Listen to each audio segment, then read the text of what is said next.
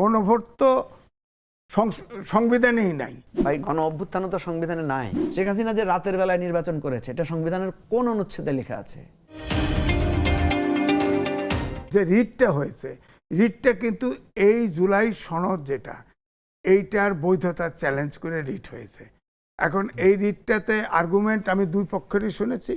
এক পক্ষ বলছে জুলাই সনদে যেহেতু জনগণ ম্যান্ডেট দিয়েছে, সুতরাং এটা সবার জন্যে গ্রহণ করতে হবে। আর আরেক পক্ষ বলতেছে জুলাই গণভোট তো সংবিধানেই নাই, সুতরাং এই গণভোটও যদি করতে হয় তাহলে সংসদে অনুমোদন নিয়ে করতে হবে। কিন্তু আবার জুলাই সনদে লেখা আছে, দেখেন আলিরিয়ার সাহেবটা গ্যাঞ্জাম লাগাই দিয়েছে, 4 দফার ভিতরে কিন্তু নোট অফ ডিসেন্ট উল্লেখ ছিল না। উল্লেখ ছিল না। হ্যাঁ, কিন্তু আপনার জুলাই সনদে কিন্তু যারা নোট অফ ডিসেন্ট দিছে তাদের এখানেই সমস্যা লাগাই দিছে যে যদি জনগণের ম্যান্ডেট পায় তাহলে তাদের মতো করে ওটা করবে। আজিজ ভাই খুব ভালো করে বলেছেন, একটা গোলমেলে অবস্থা, গোলমাল ভাই, গোলমাল। এই তর্কগুলো, কুটতর্কগুলো অনেক পুরানো। হ্যাঁ হ্যাঁ, আমি আপনাকে বলি, প্রথম কথা হচ্ছে যে সংবিধানে যদি থাকতো তাহলে আর গণভোটের দরকার কি ছিল? সংবিধানে নাই বলেই তো একটা জিনিস ভালো করে বুঝতে হবে যে আমরা কেন, উনি যেটা বলছেন যে বিএনপি সংবিধানে নাই বলে এটাকে বলছে, আরে ভাই, সংবিধানে নাই বলেই তো এত আলোচনার দরকার হয়েছে। সংবিধানে যদি থাকতো তাহলে তো সংবিধান পড়ে পড়ে আমরা ওইটাতে চলে যেতাম। সংবিধানে নাই বলেই সংস্কারের প্রশ্নটা আসছে, এতগুলো দল মিলে বসছে। আপনি একটা জিনিস বুঝেন মান্নু ভাই, সেটা হচ্ছে আমরা এখানে 10 জন, আপনার অফিসে ডিসিশন নেন না, 10 জনে মিলে আলোচনা করেন, 2 জনে নোট অফ ডিসেন্ট দেয়, কিন্তু 8 জনের সিদ্ধান্তে তো সিদ্ধান্তটা হয়। আমরা এই জায়গাটাই দেখছি যে বিএনপি নোট অফ ডিসেন্ট দিয়েছে, আর অনেকে নোট অফ ডিসেন্ট দিয়েছে। বারবার যে রেফার করা হচ্ছে যে এটা সংবিধানে নাই, ভাই গণ অভ্যুত্থানও তো সংবিধানে নাই। গণভোট, গণ অভ্যুত্থান, এই যে পালিয়ে যাওয়া, প্রধানমন্ত্রী পালিয়ে যাওয়া, বাংলাদেশের ইতিহাসে কি কোনোদিন প্রধানমন্ত্রী পালিয়ে গেছে? প্রধান বিচারপতি পালিয়ে গেছে? নাই তো। তো সুতরাং মনে রাখতে হবে যে আমরা একটা বিশেষ পরিস্থিতির মধ্যে এসেছি।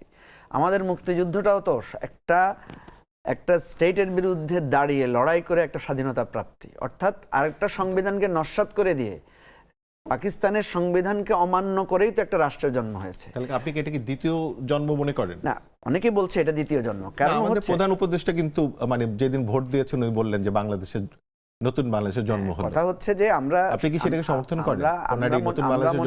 আমরা তো মনে করি এটাকে সেকেন্ড রিপাবলিক বলার চেষ্টা করা হয়েছে। আমরা বলেছি বাংলাদেশ 2.0 বলেছি, আমরা বলেছি এটা একটা নতুন রাজনৈতিক বন্দোবস্ত। মনে রাখতে হবে, নিয়ম যখন ভেঙে পড়ে, আপনি দেখবেন একটা, না না আমি আপনাকে বলি, একটা বিল্ডিং কিনা, এটা প্রথম কথা আমি কথা বলি, অবশ্যই এন্ডোর্স করি আমরা। আমাদের আপনি নতুন বাংলাদেশ হয়েছে এটা মনে করেন? না না, আমরা মনে করি এই গণ অভ্যুত্থানের মধ্য দিয়ে নতুন অভিপ্রায়ের যাত্রা শুরু হয়েছে। যেহেতু ইলেকশন পাই নাই আমরা, যেহেতু আমরা আমাদের গণতান্ত্রিক অধিকার পাই নাই, আমাদেরকে নতুন করে জাগতে হয়েছে। আপনি দেখেন গণ অভ্যুত্থানে সবাই একসাথে হয়েছে না, সবাই সাপোর্ট দিয়েছে না, তখন তো কেউ মাঝখানে দাঁড়ায়।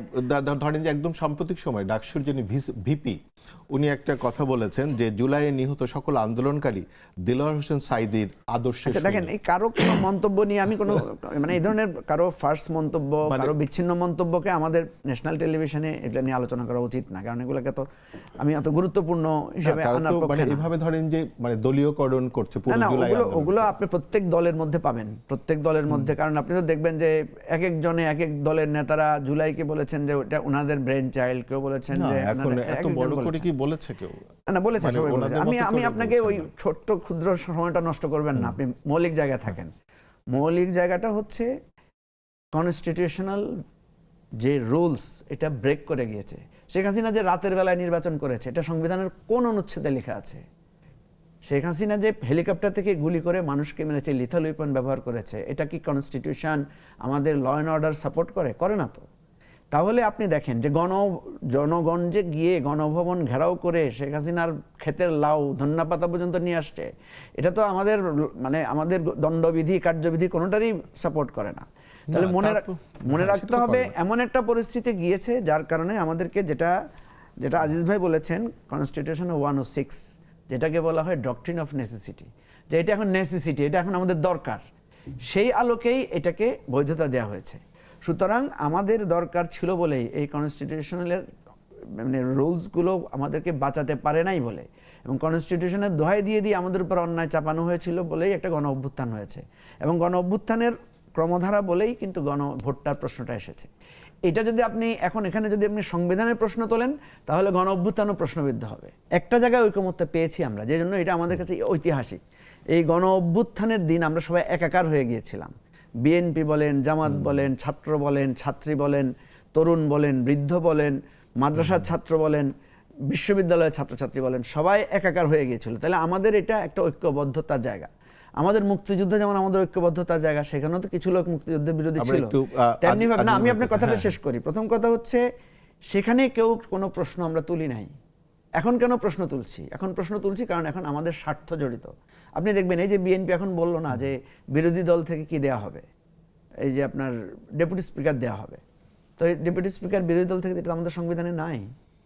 তাহলে আপনি না, ওটা তো সনদে, তাহলে মানে আপনি এই বলা তো হয়েছে। সনদ তো এখনো সংবিধান অন্তর্ভুক্ত হয় নাই। তাহলে আপনি যদি এখানে নেগোশিয়েট করতে পারেন, সমঝোতা করতে পারেন যে ঠিক আছে আমাদের একটা এসেন্সের জন্য আমরা বিএনপি তো ঐক্যবদ্ধ, এখনো তাহলে বলে নাই যে সনদের বাইরে যাবে তারা।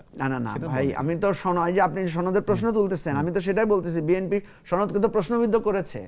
সনদের মধ্যে আপনি বলছেন যে এটা গণভোট সংবিধানে নাই, এই কথাটা বিএনপি এখন বলতে পারে? ঠিক আছে, বিএনপি বলতে পারে না তো যে গণভোটের বিএনপি স্বাক্ষর করেছে গণভোটের পক্ষে। এখন এটা বলতে পারে না।